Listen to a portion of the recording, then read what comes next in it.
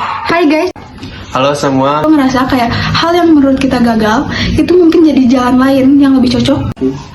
Nah, Belum. Oke. Silakan. Jujur pernah nggak ngalamin kayak gitu? gue punya brand fashion yang tapi kita juga harus pintar buat milih mana orang yang bisa dipercaya buat. Nih kasus hukum konversi yang Menurut gua lebih baik ngasih waktu dan support ke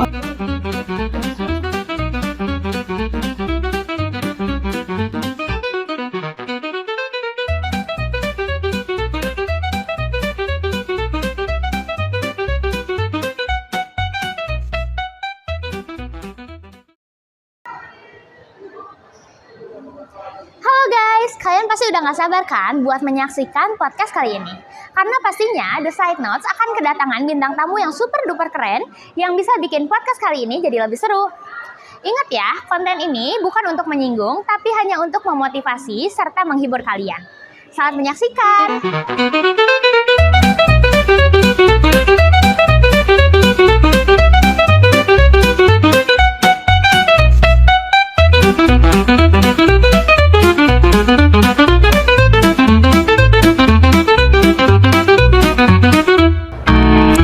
Yo, let's go! Hi everyone, welcome back to The Side Notes bareng gua Vega, tempat dimana kita bisa bahas hal-hal yang sering terjadi di hidup kita, tapi kita nggak pernah sadar kalau hal itu membentuk pemikiran kita dan merubah cara pandang kita terhadap dunia. Nah, hari ini gue pengen ajak kalian ngobrol soal topik yang agak beda, agak nyentil, tapi super penting buat kita, terutama buat kalian yang lagi ada di fase-fase, wah kok hidup gue gini sih? Kenapa ya gue ditolak mulu? Ini ujian atau prank dari semesta ya? Atau ini April Mop? Tenang. Ini bukan podcast curhat, meskipun mungkin akhirnya bakal ke situ juga sih ya. So today's topic is the law of conversion, atau sering disebut dengan hukum konversi. Tapi bukan hukum negara, bukan pindah agama juga. Tapi gimana kita konversi kejadian hidup ini menjadi sesuatu yang bermakna, alias belajar melihat hal buruk jadi pelajaran, kayak upgrade mindset gitu deh.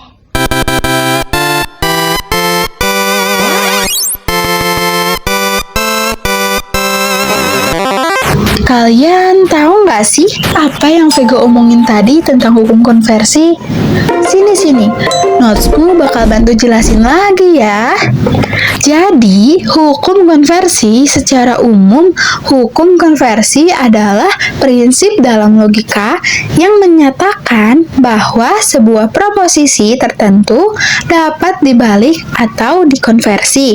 Posisinya khususnya antara subjek dan predikat, dengan tetap mempertahankan kebenarannya jika bentuk logikanya memungkinkan. Tapi tahu gak sih, dalam kehidupan sehari-hari, prinsip ini membantu kita berpikir jernih, menghindari kesalahan logika, serta memahami klaim dan pernyataan dengan lebih akurat. Sebagai contoh, hukum konversi ini dapat merubah cara pandang kita dalam menghadapi suatu peristiwa atau masalah yang biasanya kita lihat sebagai suatu hal yang negatif atau hal yang dapat merugikan kita. Namun, dengan hukum konversi, kita dapat merubah cara pandang kita dan aksi kita dalam menghadapi peristiwa tersebut sebagai hal yang positif atau bahkan memotivasi.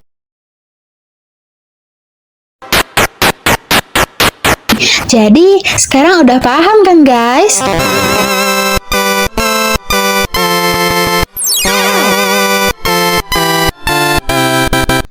Dan pastinya gue gak akan ngobrol sendirian karena hari ini gue udah kedatangan 2 tamu kece yang berpengalaman. Bisa bikin kalian real parah tentunya.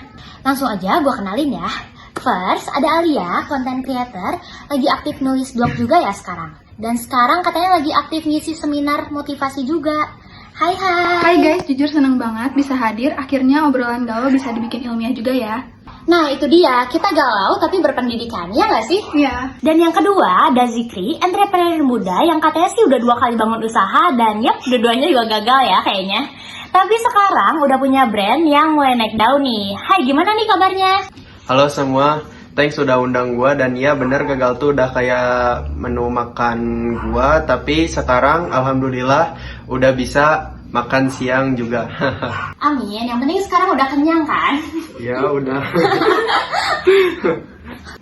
Oke, sebelum kita masuk ke pengalaman pribadi kalian, gue mau ajak teman-teman pendengar buat ngerti dulu nih. Apa sih hukum konversi itu? Hukum konversi yang kita maksud di sini adalah cara kita mengubah sudut pandang terhadap suatu peristiwa. Kayak misalnya, gagal masuk jurusan impian itu bisa dianggap akhir dunia atau awal dari petualangan yang baru kita pilih. Setuju banget, Fek. Kadang hidup tuh kayak filter Instagram. Gambar aslinya sama, tapi gimana kita cara ngelihatnya? Sesuai filter yang kita pakai. Ya nggak sih? Iya. Oh, dan sayangnya banyak defaultnya langsung ke filter sedih maksimal. Padahal kan bisa diganti ke filter hikmah vibes. Iya, bener banget sih. Harusnya TikTok tuh kasih filter glow mindset gitu nggak sih? Biar orang yang diputusin bisa langsung glowing. Nah, sekarang kita mau masuk ke bagian serunya nih. Gue pengen kalian ceritain satu momen di hidup kalian yang awalnya bikin down banget, tapi akhirnya jadi titik balik buat kalian. Kayak gue dulu ya. Jadi dulu tuh gue pernah down banget gara-gara konten yang gue buat, yang menurut gue tuh paling niat, tapi malah flop parah. Terus viewersnya sedikit, komentarnya nyakitin. Terus gue sampai mikir kayak, apa ya, gue tuh gak cocok ya di dunia ini. Soalnya Tuhan tuh gak support mimpi gue gitu. Tapi dari situ gue mulai belajar lah gimana cara ubah pola pikir gue kayak hukum konversi gitu. Gue nanya sama diri gue, oke, ini gak sesuai ekspektasi, but is there anything I can learn from this? Akhirnya gue buat lagi lah konten baru yang lebih jujur. Gue ngungkapin rasa kecewa gue, ekspektasi yang gak kesampean. Malah dari situ banyak yang ngomong kayak, gue pernah di posisi itu, gue pernah ngerasain kayak gitu. Setelah itu gue ngerasa kayak hal yang menurut kita gagal itu mungkin jadi jalan lain yang lebih cocok untuk kita. Akhirnya gue sekarang konten gue lebih jujur dan sesuai sama passion gue. Gue juga punya pengalaman nih. Gue bikin usaha bareng teman-teman gue. Modalnya udah gue habisin buat nyewa tempat, bikin logo, bikin Instagram. Baru jalan sebulan udah bangkrut. Tapi gara-gara saingannya tuh banyak, terus juga surat-suratnya belum lengkap gitu. Gila, kurang kayak siapa gue tuh. Gila sih. Oke. Awalnya sih jujur malu banget, tapi karena itu gue belajar manajemen bisnis dari nol, dan sekarang alhamdulillah udah bisa bikin bisnis kecil-kecilan online lah, lebih kece dari sebelumnya. Bisnis apa tuh, skill dong? Boleh ya di skill? Ya udah, boleh. Oke, jadi gue punya brand fashion yang namanya Standard Height. Jadi Standard Height itu brand fashion style lokal yang up to date, yang cocok buat cowok-cowok yang demen sama western style. Jadi boleh ya guys, langsung cek di IG Standard Height. Oke, itu dia teman-teman. Kadang hidup tuh nggak gagal, tapi lagi ngarahin kita ke jalur lain yang lebih cocok. Cuma ya kita mesti sabar ngelewatin tikungan tajamnya dulu. Nah, ngomongin yang lagi viral sekarang, banyak nih kasus hukum konversi yang disepelekan. Dan banyak orang yang nggak bisa mengatasi hal tersebut. Contohnya gagal masuk PTN favorit, temenan gak dianggap, dan overthinking soal penampilan karena standar sosmed. Gimana nih tanggapan kalian? Oke, jadi gue dulu ya. Gue punya cerita tentang pengalaman teman gue. Jadi dia tuh kemarin-kemarin baru mulai masukin buat UTBK gitu kalau nggak salah. Jadi dia ada tes gitu di sekolah, bukan di sekolah, di kampus ya kayaknya. Nah, tapi dia bener-bener deg-degan gitu. Karena ya siapa sih yang gak deg-degan buat ngerjain UTBK? Apalagi setelah kemarin selesai mengerjakan UTBK, dia tuh ceritakan sama gue dan teman-teman gue, katanya tuh soalnya susah banget. Nah, apalagi buat gue ya, gue juga deg-degan karena kan gue lulusan SMK waktu itu. Jadi kayak gue nggak kepikiran banget gitu maksudnya. Kayak gimana nih ngerjainnya, anak IPA aja kesusahan, apalagi SMK kayak gue bro gitu. Nah, terus kalau kalian gimana nih kalau misalnya nggak masuk UTBK, nggak masuk PTN favorit, gimana nih? Waktu gue liat di TikTok sih yang abis UTBK tuh kayak stres banget ya, kayak pulang glowing malamnya langsung itu aja hancur. Iya. Menurut gue sih kayak kita misalnya kita nggak masuk nih ke kampus itu, terus padahal kita udah usaha nih kayak ngerjain UTBK-nya, ngerjain belajarnya, kayak sampai malam gitu. Jujur pasti kecewa sih pastinya. Tapi kan gimana caranya kita ubah nih pola pikir kita dari yang gagal itu. Jadi gimana nih kita bisa hal yang lebih positif, bisa kita mikir kayak oh berarti kampus itu tuh nggak cocok sama kita nggak sih? Kayak berarti Tuhan tuh ngarahin ke yang lebih cocok, ya nggak sih? Iya bener banget sih. Gimana sih? Kalau bentar, kalau tanggapan dari gue sih, gue nggak apa-apa sih nggak lolos UTBK juga, karena kan plan gue dari sejak kecil tuh, gue habis lulus sekolah nih ya, maunya kerja gitu, buat nambah-nambah penghasilan juga, dan ya sekarang udah punya usaha lah kecil-kecilan, usaha online, kayak ya intinya udah punya penghasilan sendiri juga sih, ya itu. Jadi intinya Tuhan pasti punya rencana yang lebih baik dari pemikiran kita ya. Jadi kita harus berpikir ke arah yang positif guys. Itu dia pentingnya konversi. Betul. Oke, tadi soal kedua nih. Soal kedua tuh tadi apa sih? Tentang ini nggak sih yang apa namanya? Temenan gak dianggap. Benar. Ih, Banyak benar. banget ya itu. Sekarang lebih banyak banget kan kasus. Circle dalam circle. jujur pernah nggak ngalamin kayak gitu? Pernah dong. Kayak setiap pertemanan itu pasti kayak ada aja yang kayak gitu. Ya nggak sih? Nggak, kok sedih banget ya kayaknya. Lu pernah nggak sih? Pernah sih, cuma ya gitulah, gue kan orangnya tuh kayak bodo amat gitu, jadi kayak mau mereka dalam circle gue terus mereka bikin circle lagi buat ngejatuhin gue atau ngejelek-jelekin gue, ya gue nggak apa-apa, soalnya kan itu kan urusan hidup mereka gitu, nggak akan berpengaruh juga ke hidup gue gitu nanti ke depannya, jadi ya gue santai, dibawa santai aja sih. Iya sih. Bener. Ngeri banget sih pembahasan kita kali ini. Gila. Jadi ingat ya teman-teman semua, buat yang merasa tidak dianggap di pertemanannya, bawa santai aja, bawa ke arah positif. Karena itu nggak bakal mempengaruhi kehidupan kalian ke depannya. Justru mungkin bisa membawa dampak yang lebih positif. Bener kan? Benar-benar. Gue juga mau nambahin nih, kalau misalnya kita udah bantu temen support, kita tuh bisa alihin itu ke temen yang saling support lah, ganti temen lah bisa. Iya. Dan jangan lupa buat pilih teman juga, karena pergaulan itu penting ya teman-teman. Pilih-pilih temen juga nggak apa-apa nggak sih? Iya. Harus. Kalian pasti pernah ya kayak gitu? Ya pasti nggak sih? Kasihan. Itu pasti. Hati-hati sama teman dekat kalian ya. Nah, Ya. itu dia. Kadang teman terdekat itu bisa jadi racun. Iya, Bener banget. nusuk gitu. Oke, pembahasan ketiga soal standar sosmed ya, Iya. fashion. Wah gila. Iya. Iya. Kayak sekarang nih banyak nih. Misalnya apa-apa kita harus melihat standar yang ada di sosial media. Padahal kita kan punya fashion tersendiri kan. Kayak orang sukanya apa, tapi sekarang semua terpatok sama sosial media. Nah, gimana nih tanggapan kalian? Nah, siapa dulu? Ya boleh lah, lu dulu aja. Kalau gue sih ngeliat dari TikTok ya banyaknya.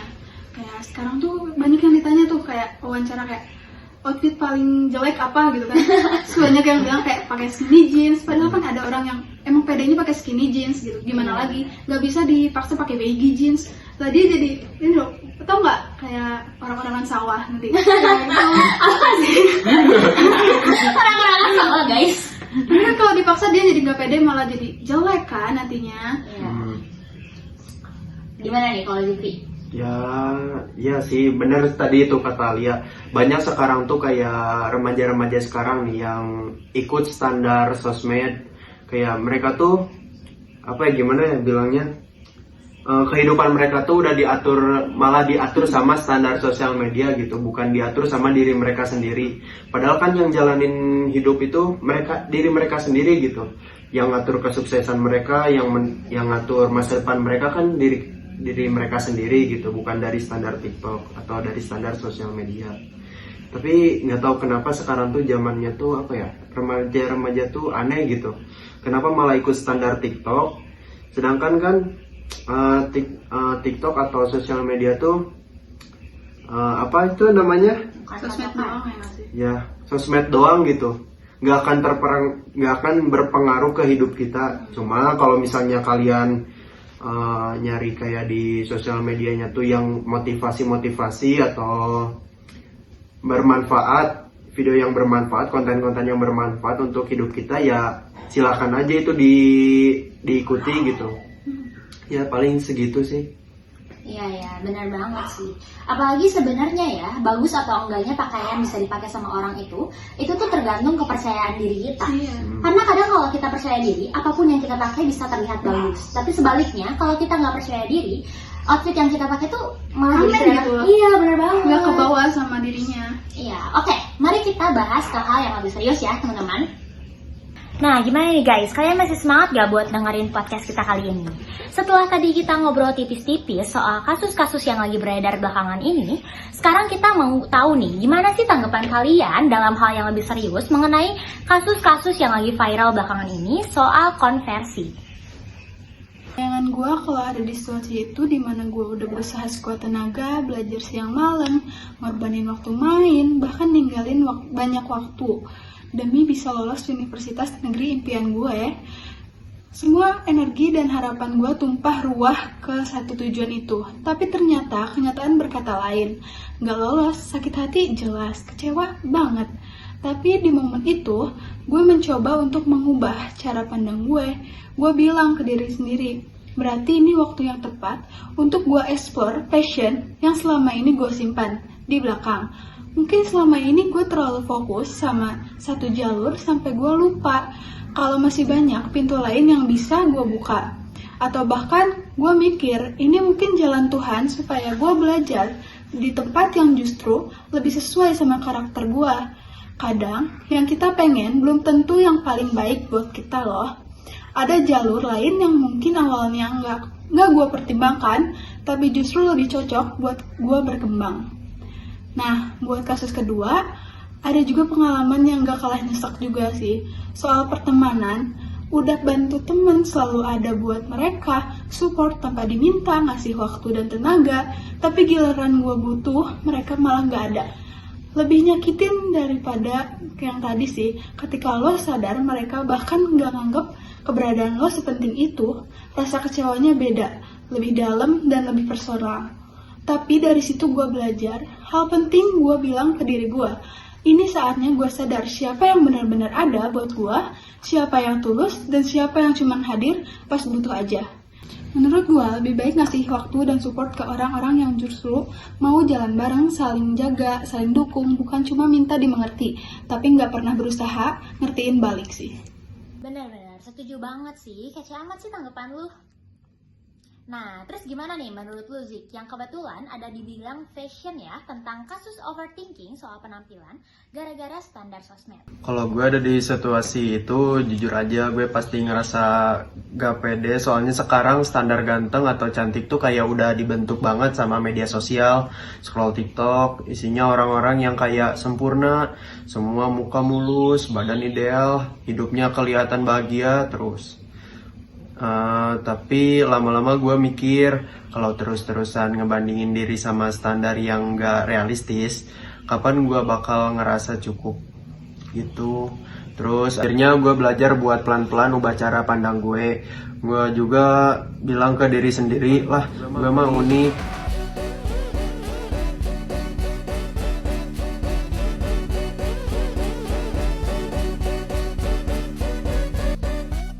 Gak harus sama kayak orang lain. Penampilan itu cuma satu bagian kecil dari nilai diri gue. Yang penting gue nyaman sama diri sendiri, gue sehat, dan gue terus berkembang. Karena pada akhirnya yang bikin kita menarik itu bukan cuma penampilan dari luar, tapi gimana kita bawa diri, cara kita mikir, dan gimana kita ngerespon hidup gitu. Ya bener banget tuh, kelas banget. Bener banget kalau misalnya kita itu keren ya guys, gak kayak orang lain bilang. Nah, jadi gak usahlah kalian ngikutin standar-standar TikTok ataupun sosmed. Cukup jadi diri kalian sendiri aja dan bangga sama apa yang kalian punya. Karena kita itu keren. Oke, I want to close this session with some tips. Apa nih tips dari kalian buat teman-teman kita yang lagi down? Menurut gua, yang pertama kasih waktu sendiri buat kalian istirahat dan nenangin pikiran kalian. Kalian boleh sedih, marah juga boleh, tapi jangan tinggal di situ selamanya. Pindah pelan-pelan ke tahap ngerti. Dan yang kedua, menurut gue jangan pernah takut buat cerita. Kadang dengan ngomong aja kita bisa lebih menerimanya. Tapi kita juga harus pintar buat milih mana orang yang bisa dipercaya buat dengar cerita kita. Plus jangan bandingin proses kita sama highlight orang lain di Instagram itu. Cuma cuplikan, bukan film utuhnya. Gue tambahin satu deh, coba ubah dari pertanyaan kalian yang asalnya kenapa gue, jadi pikirin apa yang bisa gue pelajarin dari hal tersebut. Karena itu simple, tapi bisa merubah pola pikir kalian. Oke guys, itu dia topik kita hari ini, soal hukum konversi dalam hidup. Semoga setelah ini kalian bisa memulai ngelihat hidup bukan cuma dari sisi sedihnya aja, tapi juga dari sisi belajarnya. Oke, makasih banget buat Alia dan Zikri yang udah sharing pengalaman yang relate banget sama kaum Gen Z nih. Makasih juga ya Vega, semoga yang lagi ada di tahap gagal bisa bangkit pelan-pelan ya. Dan ya, kegagalan itu bukan aib ya guys. Jangan lupa dicatat. Yap, last but not least, buat kalian yang lagi ada di titik bawah, hukum konversi itu nyata. Cuman butuh waktu, niat, dan cara pandang yang baru. Jangan takut berubah dan jangan takut buat mencoba. Oke, see you in the next episode. Dan jangan lupa, hidup itu bukan tentang apa yang terjadi, but how do you respond it. See you, bye-bye. Bye-bye.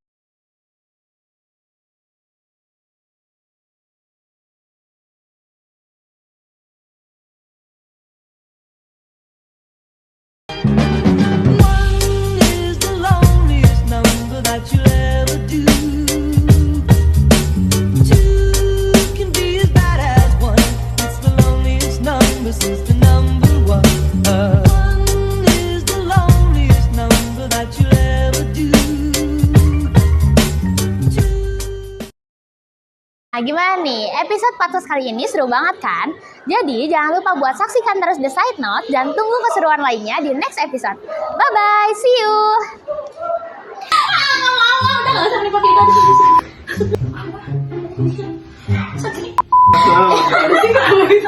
Iya kayak gitu aja ya, saudara. Fun aja. Baru bang.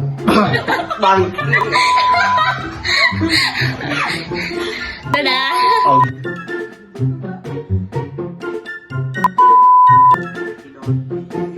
Telat banget. Telat banget.